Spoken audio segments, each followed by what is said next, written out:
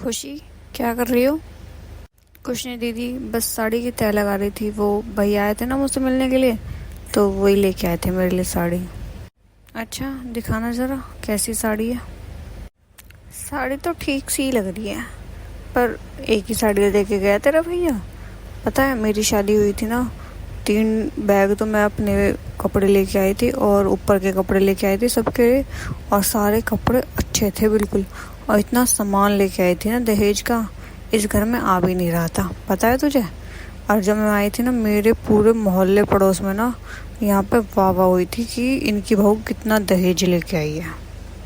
मैं भी ना तुझसे क्या बातें करने लगी। हाँ, मैं ये बताने आई थी कि शाम को ना पापा के ऑफिस पे ना बहुत अच्छी पार्टी है, तो शाम के लिए ना तैयार रहना, अच्छे से अच्छे कपड़े पहन के रखना। मतलब ये है मेरा कहने का मतलब, नाक वाक मत कटा देना हमारी।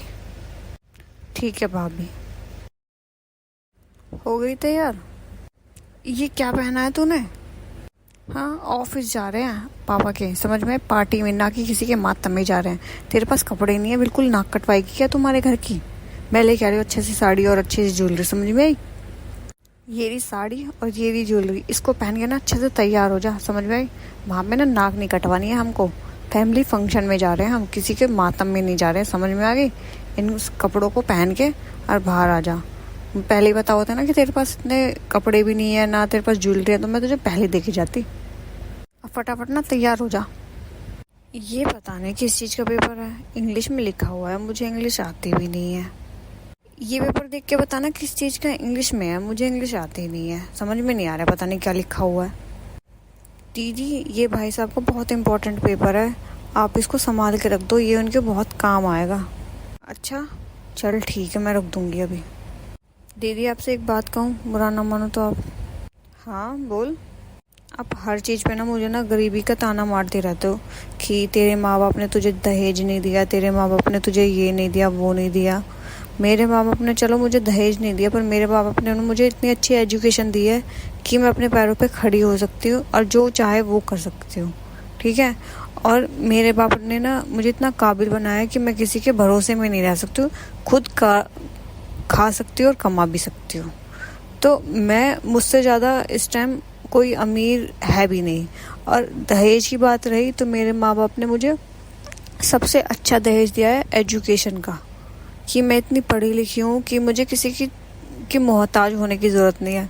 अगर बाई चांस मेरे आदमी की जॉब छूट जाएगी, तो मैं उसके सहारे के लिए बन के खड़ी हो सकती हूँ, जॉब कर सकती हूँ। आप क्या कर सकती हो बताओ? हाँ, और रही, मैं आपसे ये चीज़ें गुस्से में नहीं बोल रही हूँ, सिर्फ मैं आपको ये समझा रही हूँ कि आप जो हर चीज़ पे गरीबी का ताना मारते रहते हो ना, ये मत मारा करो, क्योंकि धन दौलत ये हर कोई ले आता है, और सेखी में ज़्यादा कर रहे हैं आजकल। जो ये दहेज देते हैं ना, सेखी में देते हैं, कोई हवाबाजी में देता है, कोई किसी चीज़ में। गरीब अगर दे रहा है ना, तो अपनी बेटी को पढ़ा लिखा के बेचता है ना, तो वो अच्छा होता है, कम से कम वो अपने पैरों पे खड़ी तो होती है। और ये बातें मैं आपका दिल दुखाने के लिए नहीं कर रही हूँ, मैं बस आपको इसलिए बोल रही हूँ कि ताकि हमारे बीच में आगे कोई मिसअंडरस्टैंडिंग ना हो, और आप मुझे हर बात पे गरीब गरीब ना बोलें, बस। और अगर आपको मेरी बातों का बुरा लगा हो तो मैं आपसे माफ़ी मांग रही हूँ, मुझे माफ़ कर दीजिए। नहीं, तूने बिल्कुल ठीक कहा, मैं आगे से तुझे कभी ऐसा कुछ नहीं बोलूँगी। आप चाय पियोगी? आपके लिए चाय बना लो, दोनों साथ में बैठ के पियेंगे चाय। ठीक है, ले आ चाय। दोस्तों, दहेज देने से कुछ नहीं होता है, अगर आप अपनी बेटी को एजुकेशन दोगे ना, उससे ज़्यादा फ़ायदा है, क्योंकि एजुकेशन उसके साथ आएगी। दहेज उसके कोई काम वाम नहीं आएगा, वो सिर्फ आप दूसरों को दिखाने के लिए दे रहे हो, आप अपनी बेटी के लिए नहीं दे रहे हो वो तो।